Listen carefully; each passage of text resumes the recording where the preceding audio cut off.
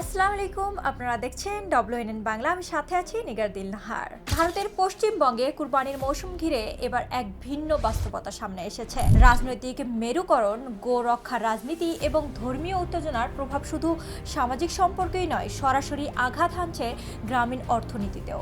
বিশেষ করে ক্ষতিগ্রস্ত হচ্ছেন সেই সব ছোট ও দরিদ্র খামারিরা যারা বছরের পর বছর গরু পালন করে জীবিকা নির্বাহ করে আসছিলেন। একটা সময় পশ্চিমবঙ্গের বহু হিন্দু খামারি সারা বছর পরিশ্রম করে কুরবানির মৌসুমকে কেন্দ্র করে গরু বড় করতেন, কারণ এই সময় বাজারে চাহিদা বাড়ত, ভালো দাম পাওয়া যেত, আর সেই অর্থ দিয়ে চলতো পুরো পরিবারের খরচ, সন্তানের পড়াশোনা কিংবা ঋণের কিস্তি পরিশোধ। কিন্তু সাম্প্রতিক বছরগুলোতে পরিস্থিতি দ্রুত বদলে গিয়েছে।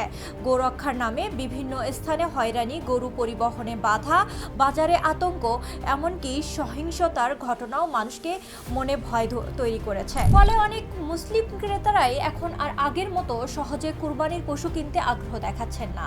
কেউ ঝামেলায় জড়াতে চান না, কেউ আবার নিরাপত্তাহীনতায় ভুগছেন। আর এর সবচেয়ে বড় প্রভাব পড়েছে সেই খামারিদের উপর যাদের জীবিকা নির্ভর করে এই মৌসুমি বিক্রির ওপর। একজন দরিদ্র খামারি বছরের পর বছর ধরে ঋণ নিয়ে গরু পালন করে। খড়, পশুখাদ্য, ঔষধ সবকিছুর দাম বেড়েছে।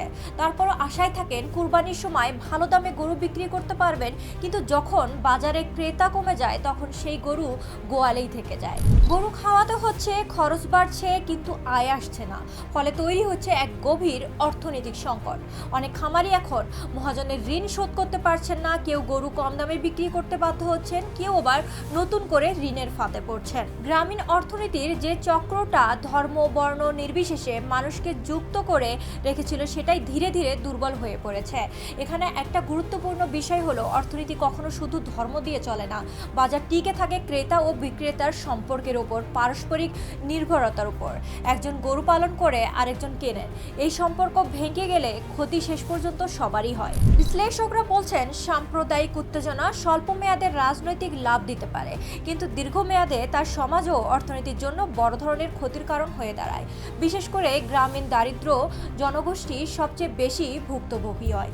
পশ্চিমবঙ্গের বাস্তবতাও যেন আজ সেই কথাই মনে করে দিচ্ছে। একদিকে রাজনৈতিক স্লোগান, অন্যদিকে খালি গোয়ালঘর আর বাড়তে থাকা ঋণের চাপ। এই দুই বাস্তবতার মাঝখানে আটকে পড়েছেন সাধারণ খামারিরা। তারা রাজনীতি বোঝেন না, তারা শুধু জানেন বছরের পর বছর কষ্ট করে গরু পালন করেছেন একটা ভালো আয়ের আশায়। কিন্তু আজ সেই আশার জায়গায় দেখা দিয়েছে অনিশ্চয়তা।